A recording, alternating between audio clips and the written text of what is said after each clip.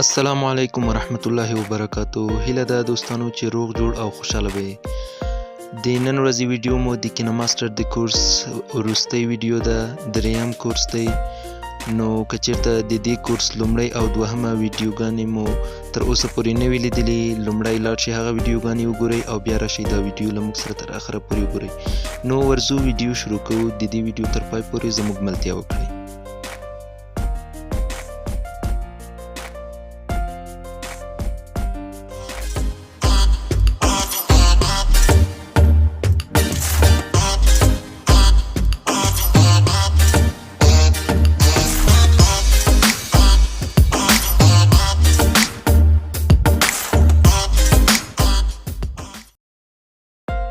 نور د کینماستر نه بیرون خبره ده. بیرون دلته کولی شئ په هره پروژه مو تاسې ووینئ په اسانۍ سره. کومه پروژه مو چې زړه وي کلیک پرې وکئ، کومه مرحله کې چې وي همالته راځي.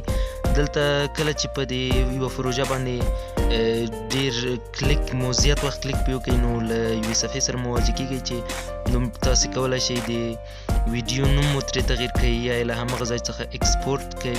مثلا زه د دې ویډیو نوم چطور به یک ویدیو یوتیوب خود تامنیل بگذاریم اوکې باندې کلیک کوم، دا د دې نوم شو. کله چې بیا زیات کلیک پرې وکړئ، ډوپلیکیټ پروجیکټ باندې چې کلیک وکړئ، هغه ستاسو یوه پروژه چې ده ډبل کیږي، یعنی دوه پروژې ترې جوړیږي. او کله چې په ډیلیټ کلیک وکړئ نو ډیلیټ کیږي هغه ویډیو مو. دا هغه پروژې دي چې ما کار کړي، دا دلته پاتې کیږي. هره پروژه باندې مې چې زړه وي بیرته کلیک پرې کولی شئ.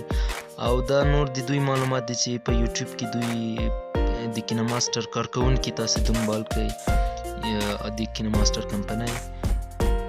او نور په فک برخې څخه تاسې کولی شئ ورته پیام پرېږدئ خپل مشکل مو.